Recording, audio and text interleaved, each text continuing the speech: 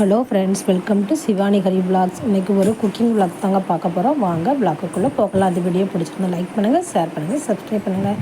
நம்ம அந்த நெய் சாதம் தேங்காய் சோறுன்னு சொல்லுவாங்கள்ல, அதுதாங்க இன்றைக்கி பண்ண போகிறோம். அதுக்கு ஒரு குக்கரில் ஒரு 5 ஸ்பூன் நெய் ஊற்றிருக்கிறேன். குட்டி ஸ்பூனுக்கு தான். அதில் பிரியாணி இலை, நம்மளுடைய ஏலக்காய், பட்டை, கிராம்பு, மராத்தி மொக்கு, கடல் பாசி எல்லாமே போட்டு நல்லா அதை வாசம் வர வரைக்கும் சிம்மில் வச்சு போடணுங்க. இனிமேல் அது கூட நம்ம கட் பண்ணி வச்சுருக்க வெங்காயத்தை இதில் பண்ணணும். வெங்காயம் நீல வாக்கில் கட் பண்ணணும். வெங்காயம் நல்லா வதங்கணும். இனிமேல் பிரியாணி, அதாவது ரம்பா இலைம்பாங்க, அந்த இலை, கொத்தமல்லி, புதினா ஆட் பண்ணணும். இஞ்சி பூண்டு பேஸ்ட் பண்ணி வச்சுருக்காங்க. 2 மிளகாய் எடுத்துக்கலாம். அவங்கவுங்க காரத்துக்கு தகுந்த நம்ம மிளகாவை ஆட் பண்ணிக்கலாம். தேங்காவை ஒரு 4 தேங்காவை நல்லா திருவி பால் எடுத்து கட்டியான பால் வெண்ணி ஊற்றி பால் எடுக்கணுங்க. அப்போ தான் பால் கட்டியாக வரும். இது நல்லா பொடி அரிசி நல்லா அரிசி நல்லா ஊற வச்சுருக்கேன். ஒரு 1/2 hour ஊறினா போதுங்க. இங்கே நல்லா உள்ளி நல்லா வதங்கிடுச்சு.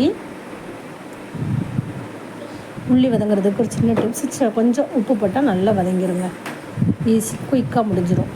இப்போ அந்த வெங்காயத்து கூட நம்ம கட் பண்ணி வச்சுருக்கிற தக்காளி, மிளகாய், புதினா, கொத்தமல்லி, ரம்பா இலை எல்லாம் போட்டு திரும்ப நல்லா மிக்ஸ் பண்ணணும். இல்லை நம்ம எக்ஸ்ட்ரா எந்த ஒரு மசாலா பொடியும் ஆட் பண்ண வேண்டாங்க. நல்லா சூப்பராக இருக்கும். இந்த சாதம் செம்மையாக இருக்கும். டேஸ்ட் நல்லா அல்டிமேட்டாக வருங்க. இப்போ எல்லா இலையும் அதில் போட்டாச்சு. இந்த மாதிரி நல்லா மிக்ஸ் பண்ணி நம்ம அதை கிண்டி விடணும். எல்லாமே நல்லா கொஞ்சம் வெந்து வரணும். அப்படி நல்லா வதங்கி நல்லா ஒன்று போல் வரணும். அதுக்கப்புறம் தான் நம்ம அந்த அரைச்சி வச்சுருக்க பாலை இதில் ஆட் பண்ணுவோம். இப்போ இதெல்லாம் வதங்கின பிறகு தான் நம்ம அரைச்சி வச்சுருக்க இஞ்சி பூண்டு பேஸ்ட்டை போடணும். முதல்லேருந்துலே இஞ்சி பூண்டு பேஸ்ட்டு போட்டு அது அடியில் ஒட்டிக்கிடும். அதுக்கப்புறம் சாதம் அடி பிடிச்சிடும். இந்த வெங்காயம், தக்காளி, இலைகள்லாம் போட்டுட்டு இப்போ அதை இஞ்சி பூண்டு பேஸ்ட்டு போடுறோம். இதையும் நல்லா மிக்ஸ் பண்ணுவோம். கொஞ்சம் சிம்மில் வச்சே பண்ணுங்கள். நம்ம ஹை ஃப்ளேமில் வச்சா பிடிக்க ஆரம்பிச்சிடும். சிம்மில் வச்சே பண்ணிடணும். இனிமேல் நம்ம அந்த தேங்காய் பாலை இதில் ஆட் பண்ணிக்கணும். இது 3 times எடுத்த தேங்காய் பால் இருக்குது. முதல் தேங்காய் பால், 2ஆம் தேங்காய் பால், 3 டைம் எடுத்துருக்கு தேங்காய் பால். பார்த்திங்களா, பார்க்க எவ்வளோ அழகாக இருக்குது. வாசம் அல்டிமேட்டுங்க, செம்மையாக இருக்கும்.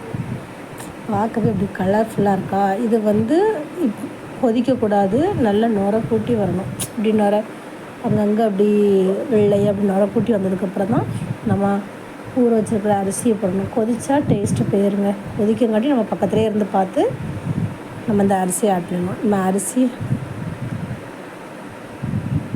ஆட் பண்ணிவிட்டு இந்த ஒரு பங்கு அரிசிக்கு 1.5 பங்கு தண்ணி, அதுதான் கணக்கு.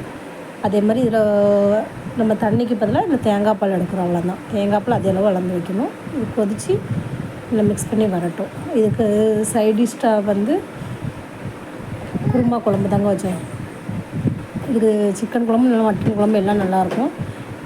வெஜ்ஜு குருமாவும் நல்லாயிருக்குங்க. கேரட்டு, வெங்காயம், தக்காளி, பீன்ஸ் எல்லாம் போட்டு, கடலை எல்லாம் போட்டு வெஜ்ஜு குருமா, தயிர் ரைத்தா, வெங்காய ரைத்தா, வெங்காயம், பச்சை மிளகாய், கொத்தமல்லி, உப்பு, நல்லா கட்டி தயிருங்க.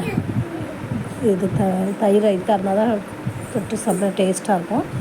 இது ஒரு சிம்லேயே வச்சு ஒரு 20 நிமிஷம் 2 விசில் வந்துடுச்சு. சாதம் ரெடி. எவ்வளோ அழகாக வந்திருக்கு பார்த்தீங்களா. சூப்பராக இருக்கா பார்க்கவே. நம்ம வீட்டு பிள்ளைங்களுக்கு இதுதான் ரொம்ப பிடிக்கும். பிரியாணியும் பிடிக்கும். நம்ம அந்த நெய் சாதம், தேங்காய் சாதம்ல இதுவும் ரொம்ப பிடிக்கும். சாப்பாடு ரெடி ஆகிட்டு பார்த்தீங்களா. தயிர் ரைத்தா, சாதம், குருமா, முட்டை, சூப்பரான லஞ்ச் ரெடி. இந்த வீடியோ பிடிச்சிருந்தா லைக் பண்ணுங்கள், ஷேர் பண்ணுங்கள், சப்ஸ்கிரைப் பண்ணுங்கள். இன்னொரு வீடியோவில் பார்க்கலாம்.